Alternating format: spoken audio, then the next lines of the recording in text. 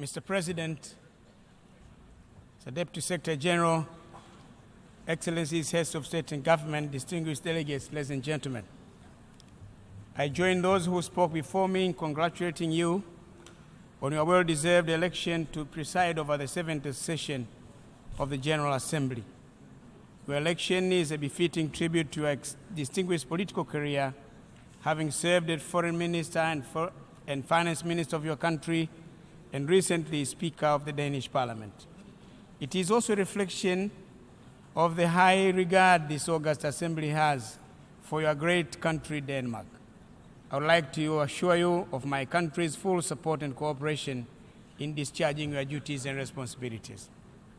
Mr. President, I wish to pay glowing tribute to your predecessor, Honorable Sam Kutesa, the Foreign Minister of Uganda, for the outstanding manner in which he steered the affairs of the 66th session of the Assembly. Indeed, this great son of the African soil has done us proud. A deserving word of appreciation also goes to our illustrious Secretary General, His Excellency Ban Ki-moon, and his staff for their dedicated service and efforts in promoting the ideals and principles of the United Nations. I also commend you, your predecessor, and the Secretary General for the excellent work which has culminated into the adoption of the post-2015 development agenda and the 17 SDGs with their 169 targets. We sincerely hope that there will be reliable mechanisms of ensuring availability of means of implementation and follow-up. It was failure to have such mechanisms which was responsible for the shortfalls in the implementation of the MDGs. Mr. President, my delegation welcomes the theme designated for this general debate, namely the United Nations 70, the road ahead for peace, security, and human rights. Indeed, at 70 years, the United Nations has not only withstood the test of time, but has evolved and become a strong organization. I'm glad we all agree that a lot has been achieved in the past 7 decades. Equally, we agree that not everything that the Founding Fathers envisaged the UN could do has been done satisfactorily. The United Nations has succeeded to prevent another world war, but challenges of preserving world peace, security remain. Interstate and intrastate conflicts and wars are many and are on the increase. Terrorism has become a serious global threat. There are still too many people who live under conditions of abject poverty, squalor, and deprivation in a world of unprecedented wealth. Mr. President, unlike 70 years ago, today there is better understanding, cooperation, and partnership between countries and organizations in preserving peace and security. It is easier today for the world to come together for a cause of peace than it was before. As a matter of fact, most of the conflicts we are witnessing today are being handled first and foremost by regional and sub-regional organizations. The United Nations, therefore, must seek to forge strategic partnership with these organizations. By taking advantage of the knowledge these organizations have of the history and nature of the crisis, the key players, and the culture of the people involved, it would be easier to manage and resolve the conflicts. Where and when appropriate, the UN should invest in strengthening the capacity of these organizations and their member states in anticipating, detecting, preventing, managing, and resolving conflicts. I am of the view that this capacity is urgently needed in Africa. Mr. President, we highly commend the President of the 69th session of the General Assembly and the Chair of the Intergovernmental Negotiations on Reform of the Security Council for efforts made.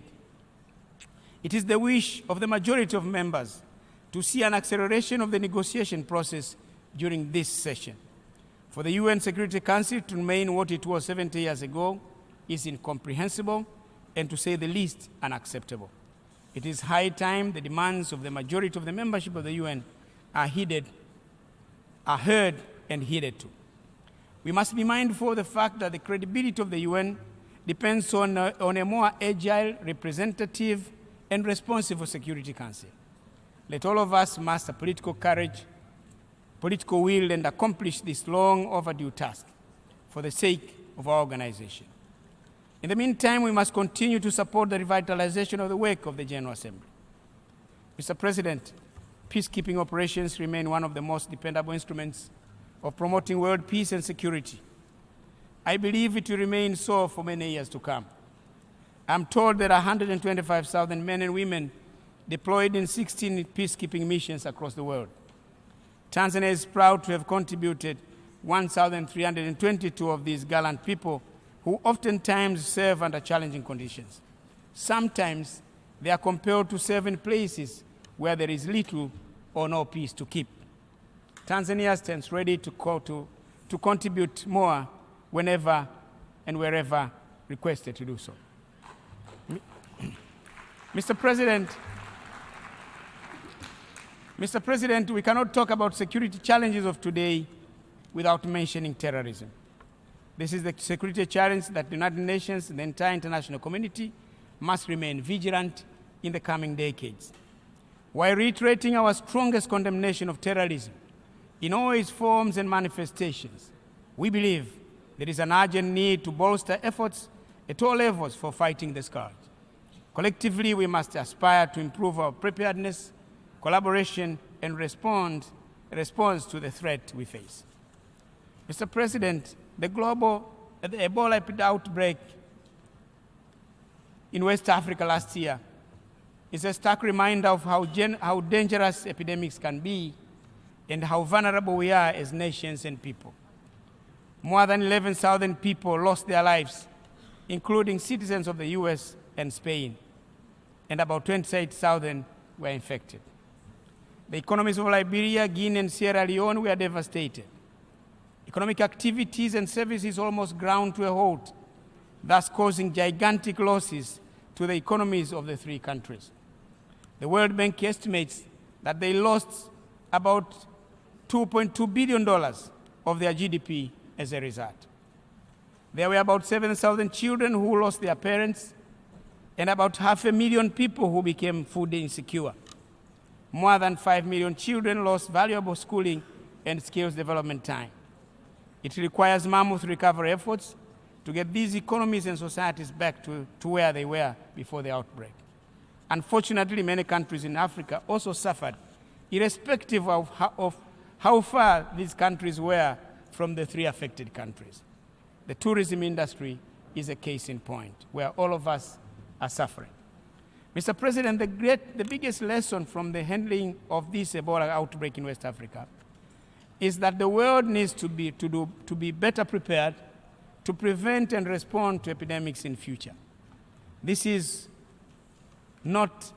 was not the case in the Ebola outbreak in West Africa.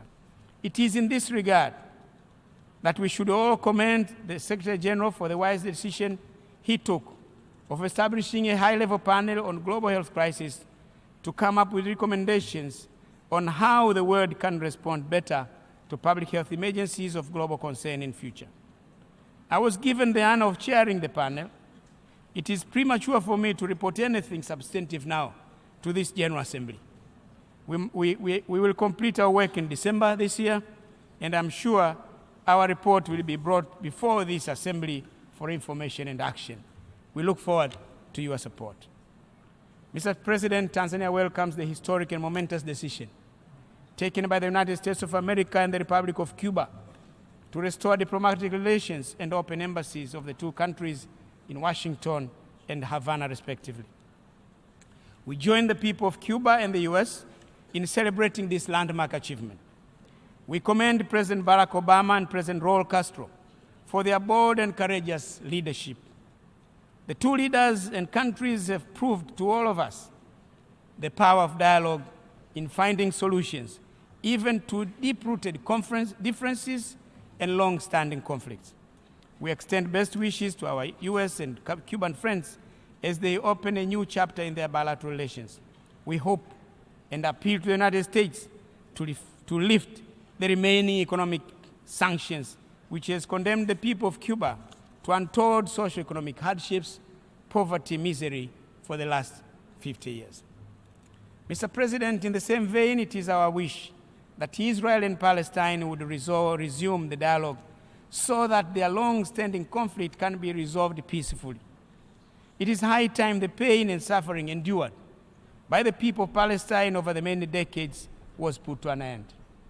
And it is about time the people of Israel lived peacefully and harmoniously with their neighbors. It is regrettable that we are celebrating 70 years of the founding of the United Nations. This conflict remains unresolved. Tanzania subscribes and supports the two-state solution with the state of Israel and a sovereign, contiguous, and viable state of Palestine living side by side in peace, security, harmony, mutual recognition, trust, and cooperation. We believe it is possible and achievable.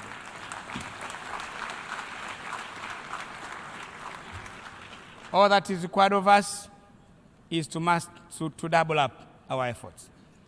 Mr. President, another outstanding matter which this organization has to ensure that it does not continue to be left unresolved is the issue of Western Sahara.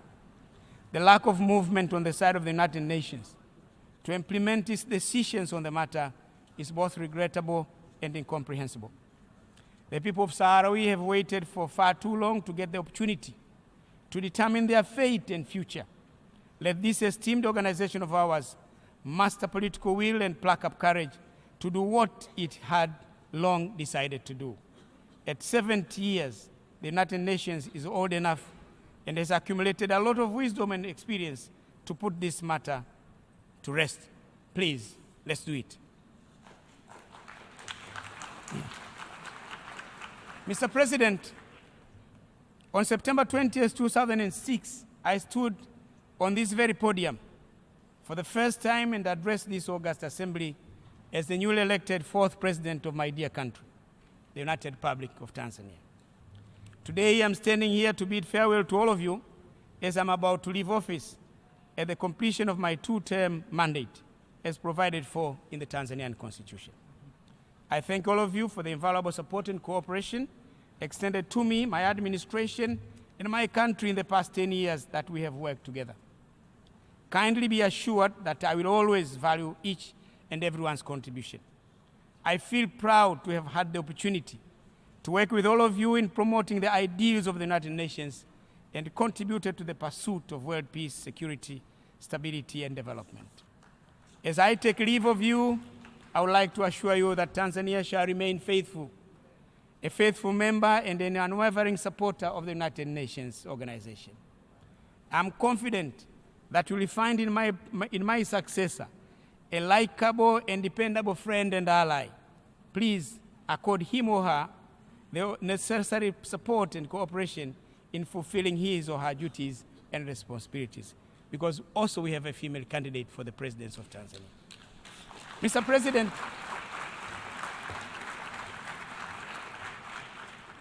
Mr. President, in conclusion, let me say, the road for peace, security, and development remains challenging, but worthy the journey. It requires our renewed resolve and reaffirmation of our commitment to the ideals, values, and principles laid down by the founding fathers of the United Nations 7 decades ago in San Francisco. All nations, individually and collectively, should endeavor to promote them as we have been doing in the last 70 years. It can be done. Play your part. Thank you for your kind attention.